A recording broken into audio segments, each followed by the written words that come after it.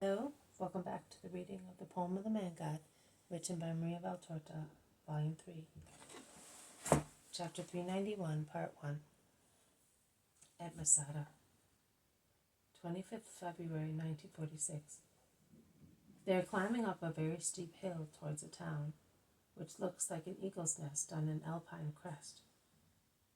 They are proceeding with great difficulty, going eastwards, and leaving behind a continuous chain of mountains, which are part of the Judean range, and which, like the buttress of a huge wall, extend towards the southern end of the Dead Sea. The crest on which the town is built is very high, solitary and steep, such as eagles are fond of for their regal love-making, and they disdain witnesses and community. "What a road, my lord," moans Peter. "It is even worse than the road to Jiphthahel," confirms Matthew. "But it is not raining here. It is not damp, and the road is not slippery, and that is not so bad," remarks Judas Thaddeus. "Yes, that is a consolation, but it is the only one. Don't worry. Your enemies will not capture you. If an earthquake does not demolish you, no deed of man will ever destroy you," says Peter, addressing the town fortress, enclosed in the narrowed circle of his defenses, with its houses crowded one against the other, like the seeds of pomegranates in their tough rind. "Do you think so, Peter?" asks Jesus. "Do I think so? I see it. Which is better?" Jesus shakes his head but does not reply. "Perhaps it would have been better if we had come along the sea. If Simon were here, he is familiar with this area," says Bartholomew, sighing, as he is exhausted.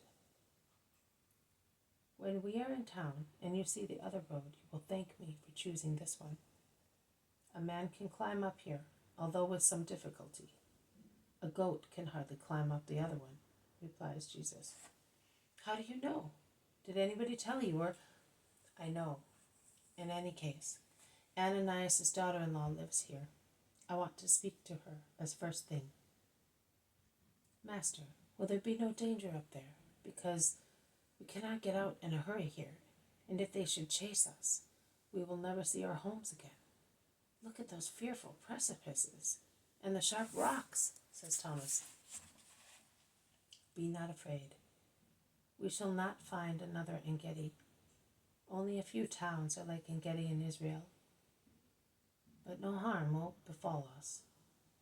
It's because, do you know that it is one of Herod's strongholds? So, be not afraid, Tom. Until it is the hour, nothing serious will happen."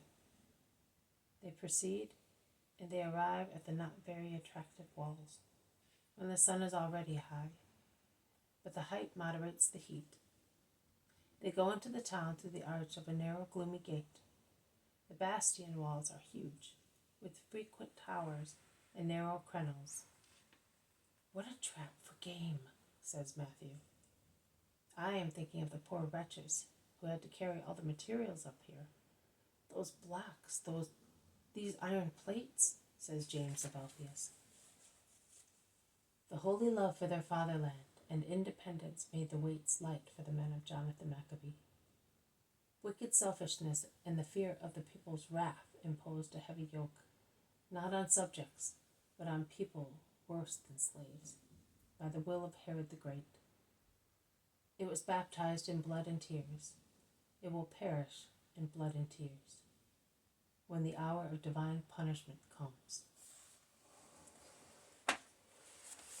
This has been a reading from the poem of the Man God, written by Maria Valtorta, Volume 3, Chapter 391, Part 1, At Masada.